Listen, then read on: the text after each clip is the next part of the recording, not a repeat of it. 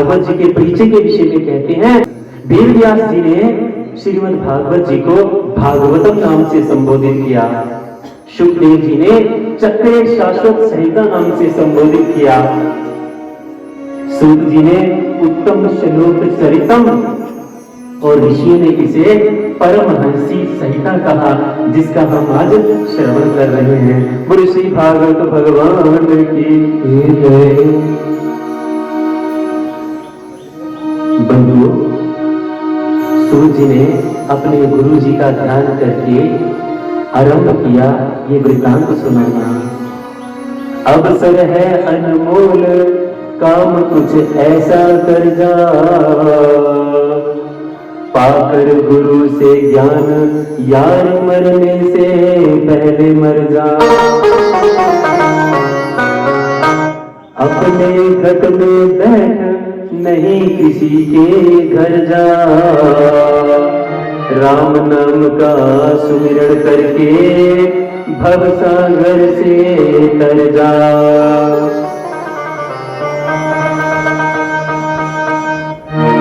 सच्चिदानंद रूपाय विश्वोत्पत्त्यादिहेतवे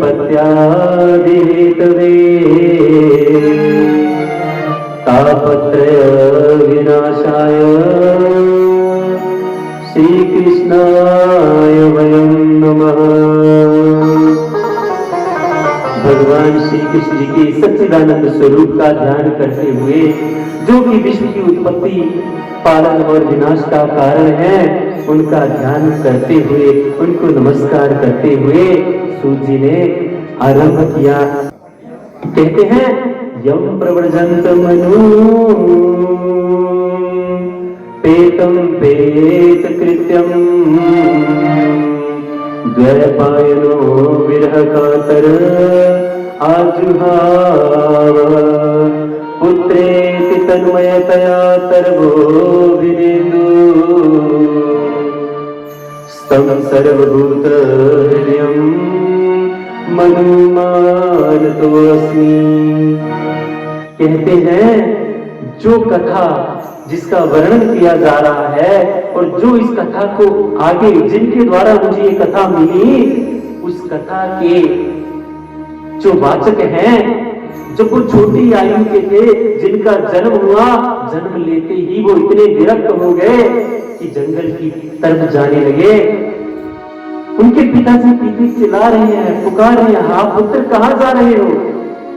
लेकिन उनको ऐसा वैराग्य हुआ, ऐसे प्रभु की भक्ति में लीन हुए कि आज उनके द्वारा दिया हुआ शास्त्र मैं आपको सुना रहा हूं।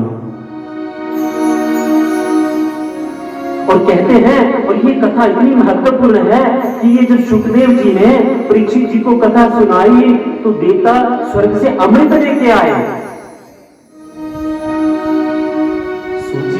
से शौनकादेशी पूछते हैं, देवता स्वर्ग से अमृत लेकर क्यों आए? तो परीक्षित जी को जो कथा शुकदेव जी ने सुनाई, इसमें आपने सुना होगा कि जब कथा सुनाने लगे तो देवताओं का आगमन हुआ। सूत जी कहते हैं, इस कथा का इतना ज्यादा महत्व है कि देवता अपने अमृत कलश को लेकर जब पृथ्वी पर आए, शुकदेव जी के सामने पहुंचे, प्रणाम किया और कहते हैं, प्रणाम महाराज, हम ये अमृत लेके आए हैं। शुकदेव जी कहते हैं, आइए बैठिए, पर ये अमृत किस लिए लाए हो? ना मैंने मंगवाया, ना परीक्षित ने मंगवाया। तो वो कहते हैं देवता कि महाराज, हमें पता लगा कि ये परीक्षित जी की 7 दिन में मृत्यु होने वाली है, इसलिए हम अमृत लाए। कहते ठीक है, अच्छा लाए तो पिला दो। तो देवता कहते हैं, महाराज हमारी एक विनती है। कहते हैं, क्या विनती है? कहते हैं, महाराज एक काम करिए। शुकदेव जी से कहते हैं, आप एक काम करिए, ये अमृत ले लीजिए, ये आप परीक्षित जी को पिला दीजिए, और जो ये कथा रूपी अमृत आप इनको सुना रहे हो, ये आप हमें पिला दीजिए। शुकदेव जी बड़े मुस्कुराते हैं और कहते हैं, क्व सुधा क्व कथा लोके क्व कांच क्व मणिर्महा परंपरा तो विचारे हम तदा देवांजसा। कहते हैं देवताओं, आप ये कांच के टुकड़े लेकर आए हो और उनसे बदले में मणि मांग रहे हो। कहते हैं व्यापार करना हो तो कम से कम बराबर की चीजों का होने चाहिए। ये कहां का न्याय है? आप कथा सुनने के लिए नहीं आए हो, आप तो व्यापार करने के लिए मेरे पास आए हो। जब किसी वस्तु के बदले में कोई वस्तु ली जाती है तो ये दान और भाव नहीं होता, ये व्यापार होता है। और कहते हैं आप देवता इतने स्वार्थी हो कि अपने स्वार्थ के लिए कुछ भी कर देते हो। मैं यही सोच रहा हूं इतने बड़े दामी आप कब से होंगे कि अमृत का कलश लेकर अमृत पिलाने के लिए आए। नित्य प्रति पृथ्वी पर हजारों लोग मृत्यु को प्राप्त होते हैं, तब आप कभी अमृत लेकर नहीं आए। आज ऐसा क्या हो गया कि अमृत लेके आए, लेकिन अब मुझे तुम्हारा भाव समझ में आया। तुम लोग इस भागवत कथा रूपी अमृत के पान करने के अधिकारी नहीं हो। अभक्तास्ताश्च विज्ञाय न ददोसे कथामृतम् श्रीमद्भागवती वार्ता सुराणामपि दुर्लभा। कहते हैं आप अधिकारी नहीं हो, आप चले जाओ यहां से, आपको ये अमृत नहीं मिलेगा। वहां से सुखदेव जी ने फटकार कर वहां से उनको भगा दिया। और भाव देखिए, शायद आज हम लोग उस वहां बैठे होते ना और हम परीक्षित होते और देवता अमृत का कलश लेके आते तो हम सुखदेव जी को बोलते आप पीछे हटिए, अमृत पी के हमें अमर हो जाने दो, कम से कम हमारा मृत्यु से छुटकारा हो जाए। लेकिन परीक्षित जी की महानता देखिए, उन्होंने कोई भाव नहीं रखा। उनको पता है कि मैं गुरु की शरणागत हूं, इनके अधीन हूं। अच्छा, उसके बाद जो है देवता जो है वहां से सीधा ब्रह्मलोक में चले गए।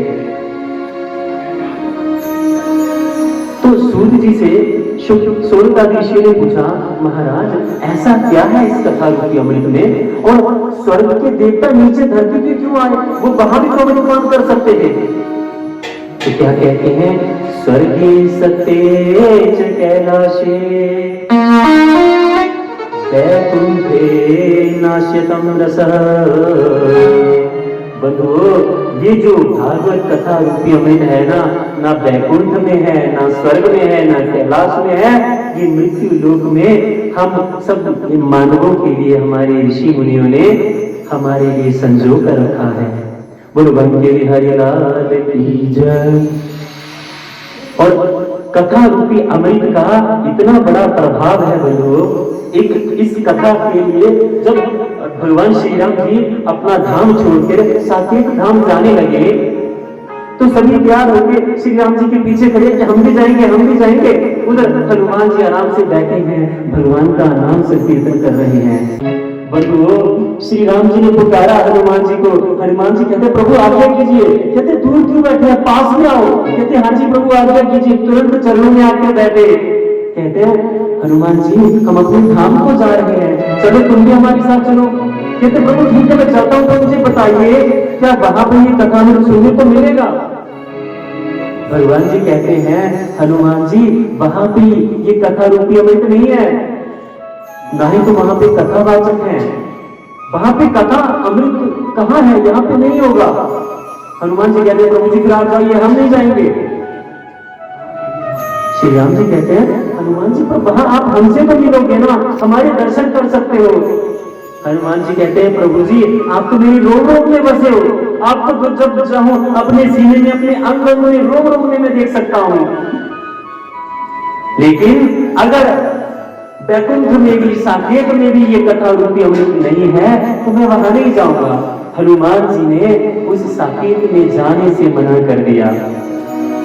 ये जो कथा है सबसे पहले कलयुग में 30 वर्ष बीतने के बाद जो है परीक्षित जी को सुखदेव जी ने सुनाई। और कब सुनाई? भाद्रपद मास की शुक्ल पक्ष की नवमी तिथि को सुनाई। उसके बाद कथा के 200 वर्ष बीतने के बाद जो है यही कथा गोकर्ण जी ने धुंधकारी को सुनाई। और कब सुनाई? अश्विन मास के शुक्ल पक्ष की नवमी तिथि को सुनाई। और तीसरा, नारद जी को सनकादिश्वर ने कथा सुनाई। और कब सुनाई? कार्तिक मास के शुक्ल पक्ष की नवमी तिथि को सुनाई। अब सारे शोरका जी कहते महाराज ये कैसे हो गया? नारद जी कथा कैसे सुन सकते हैं? क्योंकि नारद जी को तो शाप मिला हुआ है कि ज्यादा देर एक जगह नहीं बैठ सकते। तो ये ब्रह्मा जी ने सृष्टि का पालन उत्पन्न किया सृष्टि को। उसके बाद प्रजापति दक्ष जी का कर्तव्य बना दिया कि प्रजा पालन में सहायक बनो। कई बालकों को जन्म दिया और पृथ्वी पर भेजा कि अपना वंश आगे बढ़ाओ। परंतु जो भी पृथ्वी पर आता, नारद जी तुरंत उनके कान में महामंत्र फूंक देते और उनको वैरागी संत बना देते। एक बार राजा दक्ष के मन में आया कि जो मेरे पृथ्वी पर भेजे हैं उनका हालचाल देखूं कि वो किस अवस्था में है। जब वो पृथ्वी पर आए, देखते हैं कि सभी साधु बने हुए हैं, सन्यासी बने। उनको बड़ा दुख हुआ कि मैं इतने भाव से निर्माण कार्य कर रहा हूं और मेरे सारे कार्यों को नारद जी निष्फल कर रहे हैं। और ये क्यों हो रहा है? क्योंकि इनका ये आश्रम में बैठे हैं। उन्होंने उनको शाप दे दिया कि आप कुछ घड़ी के अलावा कहीं भी स्थिर नहीं रह पाओगे।